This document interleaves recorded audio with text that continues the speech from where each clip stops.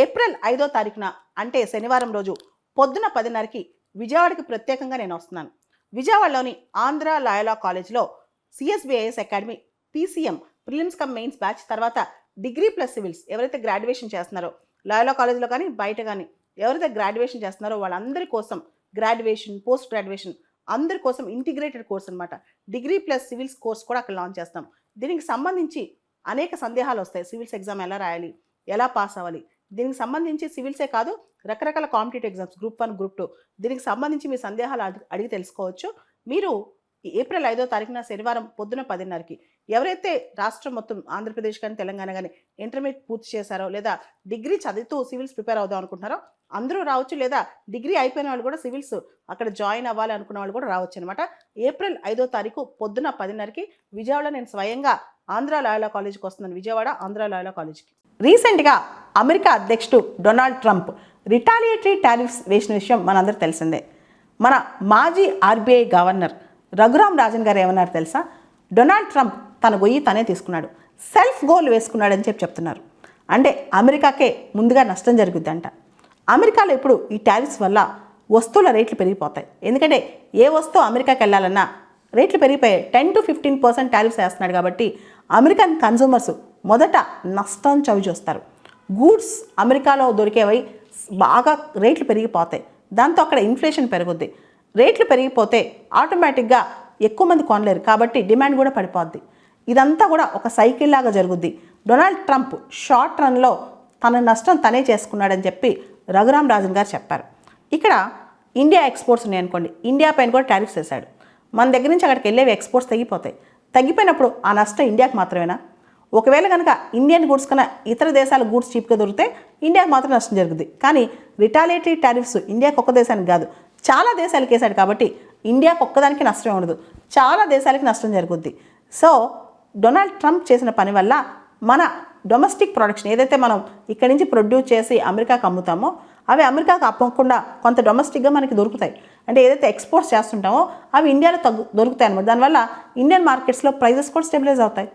ఇంకా ఇండియాకి కూడా కొన్ని అడ్వైజెస్ ఇచ్చారు రఘురామ్ రాజన్ గారు. ముఖ్యంగా ఇండియాకి ఇచ్చిన అడ్వైజ్లో ఇండియా తను డైవర్సిఫై చేసుకోవాలి ట్రేడ్. అంటే ఇండియా కేవలం అమెరికా పైన పెద్ద పెద్ద దేశాల మీద కాకుండా జపాన్ వైపు, యూరోప్ వైపు, రష్యా వైపు, ఆఫ్రికా వైపు అన్ని వైపులా ట్రేడ్ని ఎక్స్టెండ్ చేసుకోవాలని రఘురామ్ రాజన్ గారు చెప్పారనమాట. డొనాల్డ్ ట్రంప్ షార్ట్ రన్లో చాలా ఇబ్బందులు పడాల్సి వస్తుంది ట్రంప్ అడ్మినిస్ట్రేషన్. ఎందుకంటే షార్ట్ రన్లో ఇదంతా కూడా ఈ రిటాలియేటరీ టారిఫ్స్ వల్ల అమెరికాకి నష్టం. ట్రంప్ నిన్న ఈ రిటాలియేటరీ టారిఫ్స్ పెట్టేటప్పుడు అమెరికా రీబౌండ్ అయింది, అమెరికాని అందరూ ప్లండర్ చేశారు, అమెరికాకి ఇప్పుడు చాలా పెద్ద ఇది ఒక రిమార్కబుల్ డే అని చెప్పుకుంటూ వచ్చారు. కానీ చాలా చాలా నష్టాలు చవి చూడబోతుంది అమెరికా. అమెరికన్ ప్రజలందరూ రెసెషన్ భయం కూడా స్టార్ట్ అయిపోయిందనమాట. అమెరికాలో ఉద్యోగాలు కూడా పోతున్నాయి ఈ దెబ్బకి. ఇక్కడ మనం కొన్ని విషయాలు అర్థం చేసుకుంటే డొనాల్డ్ ట్రంప్ మరి ఎంత పెద్ద బిజినెస్ మ్యాన్, ఆయన బేసికల్గా ప్రెసిడెంట్ కాకముందు బిజినెస్ మ్యాన్. మరి ఎందుకు ఈ పని చేశాడు ఆయన అంటే లాంగ్ రన్లో అమెరికాలో డొమెస్టిక్ ప్రొడక్షన్ పెంచడానికి, లాంగ్ రన్లో అమెరికన్ గూడ్స్ సప్లై పెంచడానికి. అంటే షార్ట్ రన్లో అమెరికాకు వచ్చే గూడ్స్ కాస్ట్లీ అయినా లాంగ్ రన్లో ఏమవుద్దంటే ఈ కాస్ట్లీ గూడ్స్ని పక్కన పెట్టి అమెరికాలో డొమెస్టిక్ ప్రొడక్షన్ పెరుగుద్ది అనమాట. ఇంకా అమెరికా మళ్ళీ ఇండస్ట్రియల్ ప్రొడక్షన్ పెరుగుద్ది, అమెరికా ఇంకా గ్రేట్ అవుద్ది. ఇది డొనాల్డ్ ట్రంప్ ప్లాన్ అనమాట. కానీ అంత ఈజీ కాదు ఇది, దీనికి చాలా టైం పడుతుంది. ఒకవేళ అంతా మెటీరియలైజ్ అయినా చాలా టైం పడుతుందని చెప్పి రఘురామ్ రాజన్ గారు చెప్పుకొచ్చారనమాట. ముఖ్యంగా 10 నుంచి 50% టారిఫ్స్ చాలా దేశాల మీద వేయటం వల్ల నష్టం విపరీతంగా జరుగుద్ది అని చెప్పుకుంటూ వచ్చారనమాట. ఇకపోతే కొన్ని సెక్టర్స్కి ఎగ్జామ్షన్స్ ఇచ్చారనమాట డొనాల్డ్ ట్రంప్. ఆ సెక్టర్స్కి టారిఫ్స్ ప్రకటించలేదు. ఫార్మా సెక్టర్ కానీ, సెమీ కండక్టర్స్ కానీ, ఎనర్జీ ప్రోడక్ట్స్ కానీ వీటిపైన టారిఫ్స్ ప్రకటించలేదన్నమాట. ఇవన్నీ పక్కన పెడితే భారతదేశం మాత్రం కొన్ని ప్రత్యేకమైన జాగ్రత్తలు తీసుకోవాలి. కేవలం అమెరికా లాంటి పెద్ద దేశాలు మాత్రమే కాకుండా చాలా దేశాల మీద మనం ఎక్కువ హోప్ పెట్టుకోవాలి, ట్రేడ్ డైవర్సిఫై చేసుకోవాలి.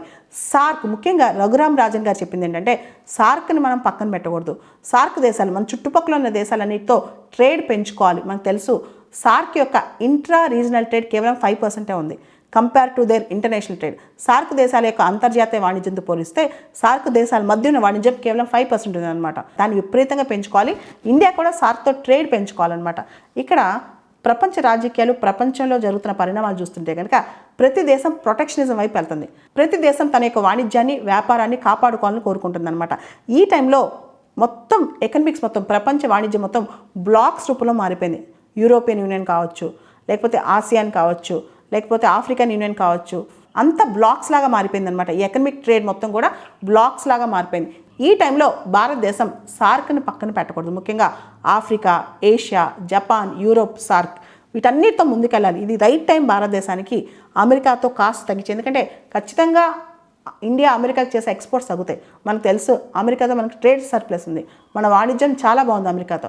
కానీ ఇప్పుడు మనం ఏమనుకుంటున్నాం, 2030 కల్లా అమెరికాతో $500 బిలియన్ ట్రేడ్ అనుకుంటున్నాం. ఓకే, ఇదంతా పక్కన పెట్టి ఇండియా డైవర్సిఫై చేసుకోవాల్సిన టైం కూడా చాలా వచ్చింది. ఆఫ్రికా లాంటి దానిపైన ప్రత్యేకమైన శ్రద్ధ, సార్క్ దేశాల మీద ప్రత్యేకమైన శ్రద్ధ పెట్టాల్సిన టైం వచ్చిందని చెప్పి రఘురామ్ రాజన్ గారు చెప్పారన్నమాట.